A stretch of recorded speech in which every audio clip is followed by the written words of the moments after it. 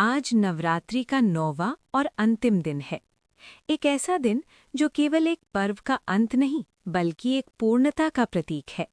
एक ऐसी अवस्था जहां साधना अपने चरम पर पहुंचती है और आत्मा को उसका सच्चा उद्देश्य मिल जाता है।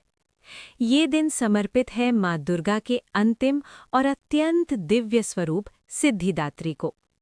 नवरात्रि के इन 9 दिनों की यात्रा केवल बाहरी पूजा और अनुष्ठानों की यात्रा नहीं है, बल्कि ये एक आंतरिक यात्रा है। पहले दिन से लेकर अब तक हमने शक्ति के विभिन्न रूपों को जाना: साहस, तप, संघर्ष, अंधकार, शुद्धता। और अब 9वें दिन हम पहुंचते हैं उस अवस्था में जहां सब कुछ पूर्ण हो जाता है। माँ सिद्धिदात्री का स्वरूप इसी पूर्णता का प्रतीक है। कहा जाता है कि माँ सिद्धिदात्री वो देवी हैं जो अपने भक्तों को सिद्धियां प्रदान करती हैं। सिद्धियां यानी ऐसी दिव्य शक्तियां जो मनुष्य को सामान्य सीमाओं से ऊपर उठा देती हैं।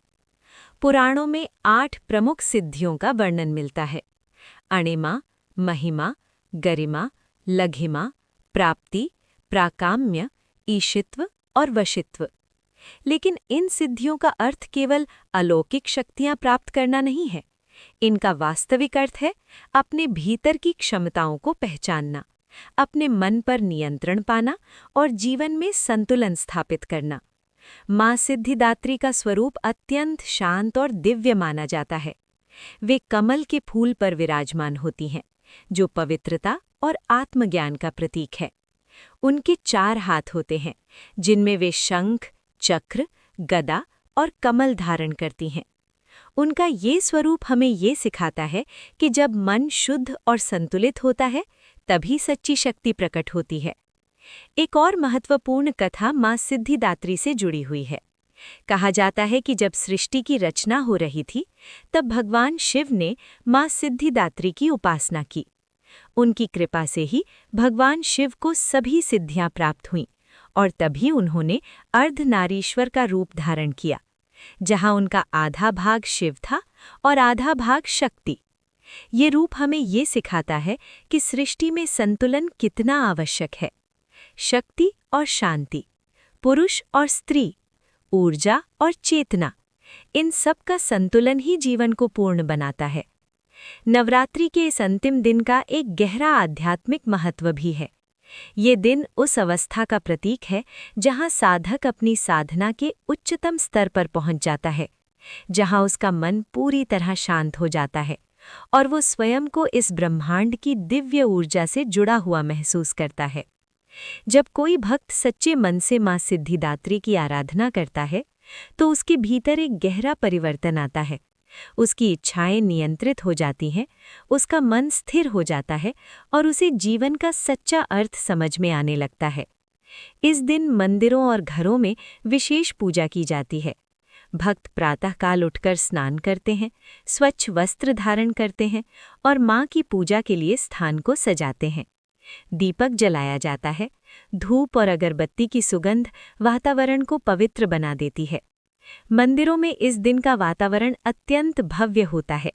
घंटियों की ध्वनि, शंखनाद और भजनों की मधुर धुन पूरे वातावरण को एक दिव्य ऊर्जा से भर देती है। भक्त हाथ जोड़कर माँ से प्रार्थना करते हैं कि वे उनके जीवन में सफलता, शांति और संतुलन प्रदान करें। लेकिन इस पूजा का सबसे गहरा संदेश केवल बाहरी अनुष्ठानों तक सीमित नहीं है। ये हमें ये सिखाता है कि सच्ची सिद्धि क्या है। सच्ची सिद्धि ये नहीं है कि हम असाधारण शक्तियां प्राप्त कर लें। सच्ची सिद्धि ये है कि हम अपने मन को नियंत्रित कर सकें, अपनी इच्छाओं को समझ सकें और अपने जीवन को संतुलित तरीके से जी सकें। जब हम अपने भीतर संतुलन बना लेते हैं, तो जीवन की हर समस्या छोटी लगने लगती है। हम कठिन परिस्थितियों में भी शांत रह पाते हैं और सही निर्णय ले पाते हैं। माँ सिद्धिदात्री हमें यही सिखाती है कि जीवन की सबसे बड़ी शक्ति बाहरी नहीं, बल्कि हमारे भीतर होती है। जब हम अपने भीतर की उस शक्ति को पहचान लेते हैं, तो हमारे जीवन में एक नई दिशा आ जाती है और यही इस 9 दिवसीय यात्रा का अंतिम उद्देश्य है। पहले दिन हमने शुरुआत की थी शक्ति को समझने की, फिर हमने साहस सीखा, संघर्ष सीखा, अंधकार का सामना करना सीखा और शुद्धता को अपनाया।